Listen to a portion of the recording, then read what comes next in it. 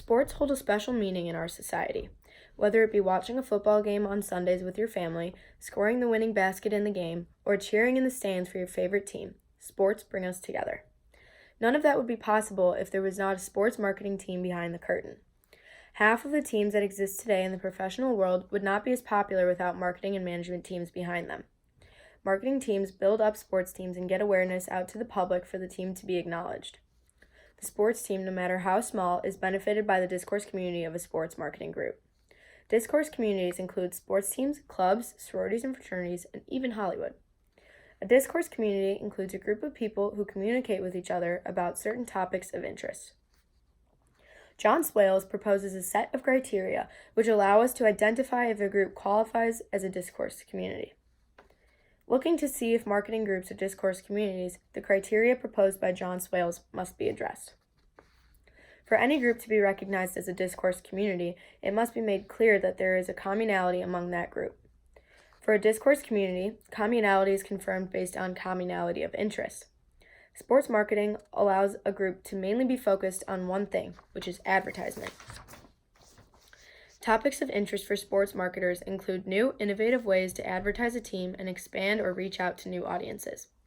Marketers look for ways to stand out and be different in order to capture the attention of their specific audiences. Commonality of interest allows us to be able to spiral into the intercommunication between members of a discourse community. For effective communication to take place, there must be a common interest. Swales discusses intercommunication among the group as a key aspect to their success. There are several participatory mechanisms utilized by the discourse community of a marketing team. Today, people rely on social aspects of their lives to communicate and gain information. Marketing teams have taken advantage of this and use many forms of social communication. Meetings are held within offices to communicate goals and expectations among members of the team.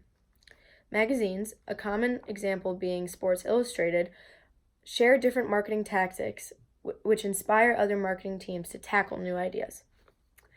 Looking more on the managing side of sports marketing, the exchange of information among the group requires communication and guidance from a leader. The most common information exchange between marketing teams is in the form of feedback. Many pitches are made to decide on the best marketing tactic for specific sports-related projects.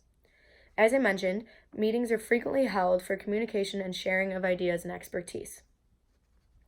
Separating into smaller teams to work on projects helps to see different points of view and blend them together to be successful in the end. Blogs are also created to share and respond to ideas and tactics that are presented as well. No team can function if there are not differences being brought to the table in order to work together for a better outcome. Swales discusses how a discoursal community has multiple genres and expectations. A marketing team is divided by specialty in order to be successful. There are different professions within a marketing team that allow for diverse thinking when it comes to time to discuss ideas. Individuals on the team are assigned different projects and tasks as well.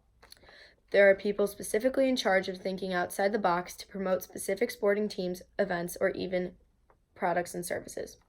That being said, there are people that are in charge of the entire marketing initiative as a whole. Along with the expectations within different areas of the marketing team, there is a specific way to communicate amongst partners in those different areas. Having a specialized way of communication is important because it allows for increasingly shared and specialized terminology to keep marketers in the loop. A/B testing is a term that marketers frequently use. It is the process of comparing two variables to determine which performs best in order to help improve marketing efforts.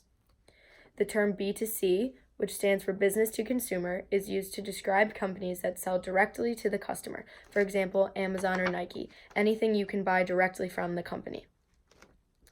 Another important term is buyer persona. This describes a semi-functional representation of an ideal customer based on research and real data about existing customers. It's like a dating profile. Marketers are creating a profile for their ideal customer and matching with customers who share similarities with that profile to match them to a specific product that data has suggested they would be interested in, instead of a real person. This is key to targeting customers because it helps define target audiences. Communication, common interest, and exchanging information are all very important aspects of a discoursal community, but that community would not be successful if there was not a mass of expertise within it. Marketing teams use specific skill sets to achieve their goals and make money. Successful teams have masses of expertise within them. When it comes to a marketing team, 2 heads are better than 1. The 3 main skills that a sports marketer must master are communication, organization, and multitasking. Communication is key because without it, the team would crumble and be unable to work together. Sports marketing requires many different forms of advertising for many different teams, events, or products at a time. Organization cannot be a skill holding the team back from doing their job correctly. Finally, multitasking. Multitasking is an important skill because there is so much to be done. A marketer must think about print media, digital media, and advertising all at the same time. A sports marketer must be able to juggle different projects and stay on their toes in order to be successful. It is very important for a discourse community to follow the guidelines presented by John Swales because it is how we distinguish between true discourse communities in our society.